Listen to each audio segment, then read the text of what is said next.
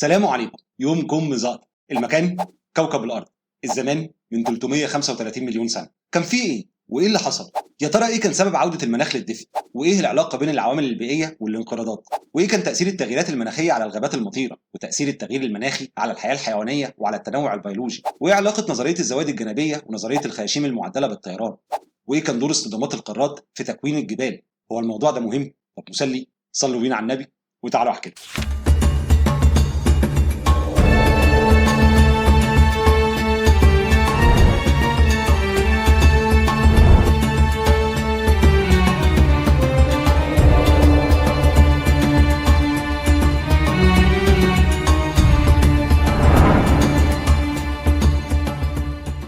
عارفين اللحظة اللي بتحسوا فيها إن الدنيا زحمة والناس كتير حواليكم فتتمنوا لو عندكم جناحات تطيروا بيها وتفكوا من الزحمة؟ تقريبا ده بالظبط اللي حصل مع الحشرات في الفترة الكربونية.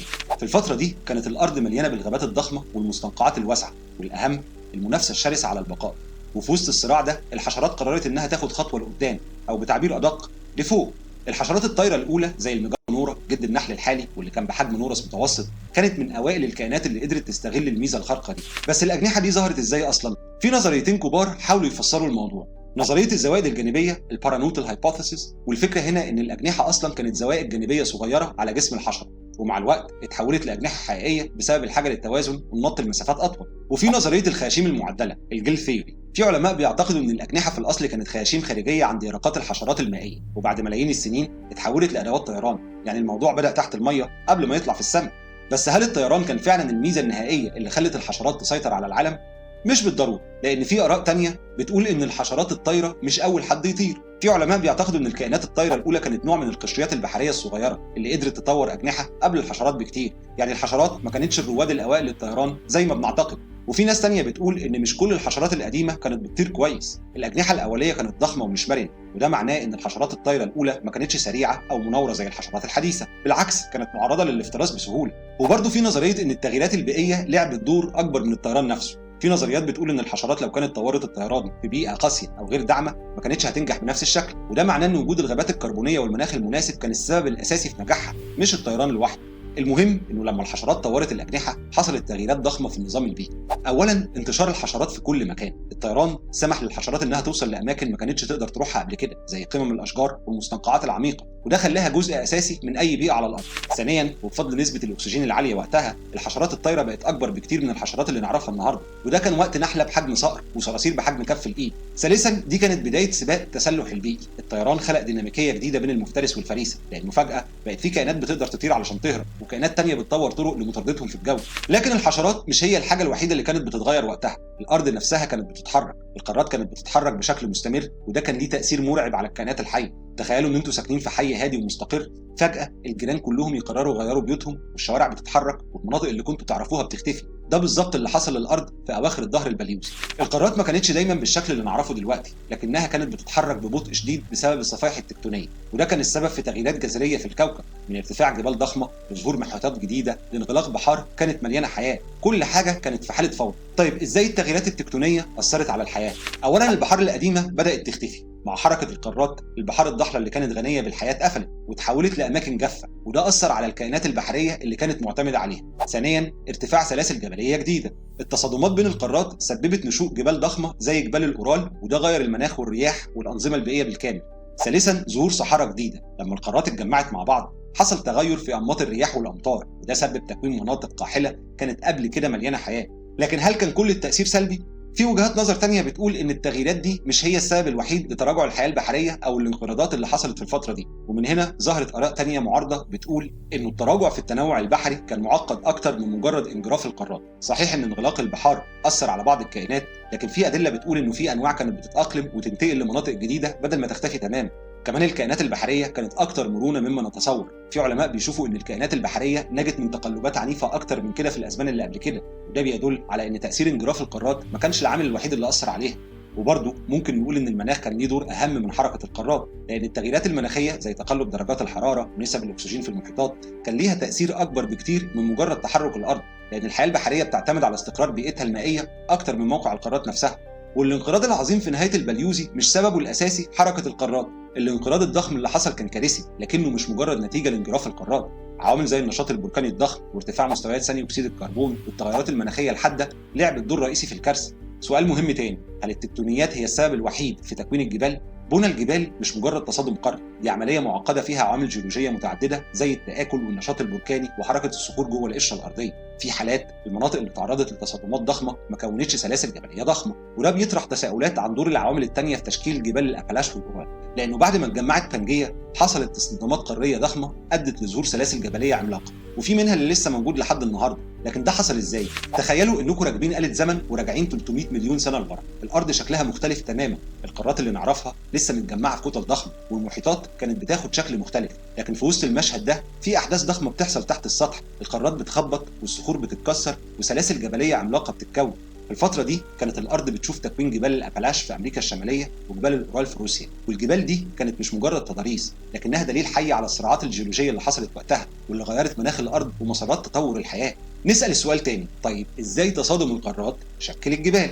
الأبلاش والأورال اتكونوا نتيجة تصادمات ضخمة بين القارات خلال مراحل تكوين القارة العملاقة بانجية، لكن مش كل تصادم بين قارتين بينتج عنه جبال زي ما قلنا، لازم تكون الظروف الجيولوجية مناسبة، وده بالظبط اللي حصل هنا.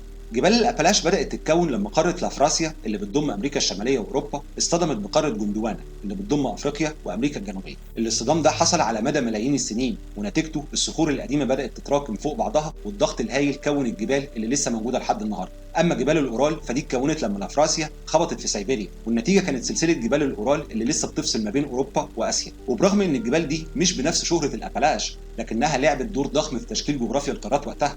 الجغرافيا وقتها ما كانتش حاجة ثابتة، كل تغيير كان بيأثر على البيئة والمناخ، والجبال اللي ظهرت وقتها كان ليها تأثيرات ضخمة. أولاً ظهور الجبال الجديدة دي غير مسار الرياح واتجاهات التيارات البحرية، وده كان ليه تأثير مباشر على المناخ، فمناطق بقت جافة أكتر ومناطق تانية بقت معرضة لعواصف مطرية ضخمة. كمان بعض الأنواع الحيوانية والنباتية اضطرت تتكيف مع التضاريس الجديدة، وده غير شكل البيئات الطبيعية وقتها. المناطق الجبلية الجديدة بقت حواجز طبيعية فصلت بين مجموعات من الكائنات، وده كان ليه تأثير في تطور الأنواع عبر الزمن. وبرضه تغير شكل القارات أثر على سواحل المحيطات، وده معناه إن التيارات البحرية نفسها بدأت تتغير. المحيطات كانت موطن رئيسي للحياة وقتها، وأي تغيير بسيط في التيارات كان بيأثر على توزيع الأكسجين والعناصر المغذية في المية. بس هل فعلا الجبال دي اتكونت بالكامل في الفترة الكربونية؟ العلماء بيؤكدوا إن التخبيط اللي حصل في الفترة الكربونية كان مهم في تشكيل جبال الأبلاش والأورال، لكن الصورة مش بالبساطة دي، وده اللي بيخلينا نراجع نفسنا شوية. في دراسات بتقول إن جبال الأبلاش بدأت تتكون من أكتر من 400 مليون سنة، يعني قبل الفترة الكربونية بفترة طويلة، وكانت بتمر بمراحل مختلفة من التكوين والتآكل زي ما قلنا في الحلقات اللي فاتت. وجبال الأورال كمان بيعتقد إنها مشيت على نفس السيناريو، وإن تكوينها استمر لحد الفترة البرمية. كمان زي ما قلنا التصادم القاري ما كانش السبب الوحيد، في مناطق جبلية ما اتكونتش بس بسبب تصادم القارات، لكن بسبب أنشطة بركانية لعبت دور في رفع الأرض وتكوين المرتفعات. والتآكل الجيولوجي عبر الزمن كان ليه تأثير ضخم، يعني مش كل الجبال اللي بنشوفها النهارده كانت بنفس الشكل وقت تكوينها. ورغم ان الجبال بتأثر على المناخ، لكن في عوامل تانية زي التغيرات في نسبة الأكسجين وثاني أكسيد الكربون، نشاط البراكين، وحركة التيارات المحيطية كان ليها دور مهم في التغييرات المناخية وقتها. يعني تأثير الجبال على المناخ ما كانش هو العامل الحاسم. كده أو كده في نفس الوقت اللي الجبال كانت بتتشكل فيه كان في تغييرات مناخية ضخمة بتحصل، منها دورات من العصور الجليدية والدفا، واللي غيرت شكل الحياة على الأرض بالكامل. لو كنتوا عايشين في أواخر الفترة الكربونية كنتوا هتلاقوا نفسكم في كوكب بيتغير بشكل مستمر من عصور جليدية قاسية وفترات دافية مليانة حياة. الكوكب وقتها ما كانش ثابت على حال، وده سبب تأثيرات ضخمة على الكائنات الحية والغابات المطيرة وحتى على شكل القارات نفسها. مع بداية التجلد الكربوني أجزاء ضخمة من جوندوانا القارة العملاقة الجنوبية غطاها الجليد، وده حصل بسبب انخفاض في مستويات ثاني أكسيد الكربون في الغلاف الجوي، وانخفاض درجات الحرارة نتج عنه توسع الأنهار الجليدية وانخفاض مستوى البحر، وكتير من البيئات الساحلية اللي كانت مليانة حياة اتدمرت تماما. ومع تجمد المية الغابات المطيرة اللي كانت مسيطرة في الفترة الكربونية بدأت تندثر تدريجيا، وده أثر بشدة على التنوع البيولوجي. وفجأة التلج بدأ يدوب.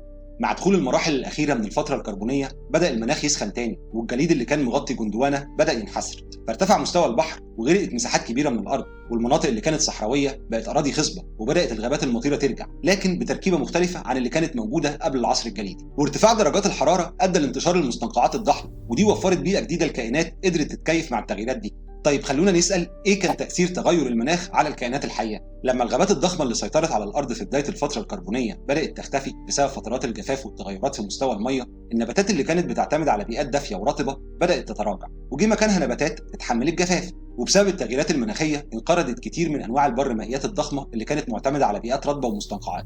في المقابل بدأت مجموعات جديدة من الكائنات تنتشر زي الزواحف الأولية والحشرات الطايرة واللي قدرت تتكيف مع الأرض الجافة. كمان التغيرات في درجة الحرارة ومعدلات نزول الأمطار أثرت على توفر الغذاء، وده عمل ضغط تطوري على الحيوانات اللي كانت معتمدة على بيئات معينة. في كائنات قدرت تهاجر وتتكيف، لكن برضه في كائنات اختفت مع اختفاء بيئتها الطبيعية. مهم هنا نقول انه برضه في جدل علمي حوالين مدى تأثير المناخ مقارنة بعوامل تانية، وانه في علماء بيشوفوا ان التجلد الكربوني ما كانش ظاهرة عالمية متزامنة، وانه في مناطق فضلت دافية نسبيا حتى في عز العصر الجليدي، وده معناه ان التأثيرات ما كانتش موحدة على كل الكائنات. وبرضه مع ان الجليد والمناخ ليهم دور اساسي، في دراسات بتقول ان النشاط البركاني وقتها لعب دور كبير في انتاج غازات زي ثاني اكسيد الكربون اللي ممكن يكون ساعد في ارتفاع درجات الحرارة تاني.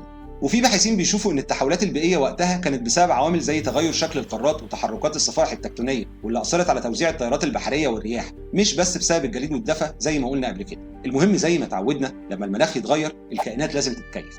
مع التغيرات المناخيه الضخمه دي الكائنات الحيه اضطرت انها تلاقي حلول جديده علشان تعيش، وده كان تمهيد لظهور كائنات اقوى واقدر على التاقلم مع البيئات الجديده. الفتره الكربونيه كانت شبه مسرح ضخم بيتغير فيه كل ديكور الكوكب قدام عينينا. من فوق الحشرات بدأت تحكم السماء بجناحات ضخمة وأحجام مرعبة بسبب أكسجين عالي وغابات كثيفة بتغطي الأرض، وفي وسط الخضرة دي بدأت أشكال الحياة تتطور وتنافس بعضها، وكل كائن بيحاول ياخد له مكان في النظام البيئي الجديد اللي الطيران بقى فيه سلاح استراتيجي. لكن تحت الأرض نفسها ما كانتش ساكتة، القارات بتتحرك وتخبط وتكون بانجيا القارة العملاقة اللي غيرت شكل الحياة والمناخ تماما. كل اللي اتكلمنا عنه من تغييرات ضخمة، اختفاء بحار، ظهور جبال، تغير مناخات، كان بسبب حاجة واحدة، الأرض بتتحرك. مش بس كده، دي بتتحرك ببطء شديد بس مستمر، وده اللي بنسميه حركه الصفائح التكتونيه. بس جربوا تتخيلوا ده بطريقه مختلفه. تخيلوا ان انتوا حطيتوا شريط زمني للارض وشغلتوه على فاست فود. هنشوف القارات وهي بتتزحلق على سطح الكوكب، بتقرب من بعضها، بتبعد، بتتخبط وبتنقسم.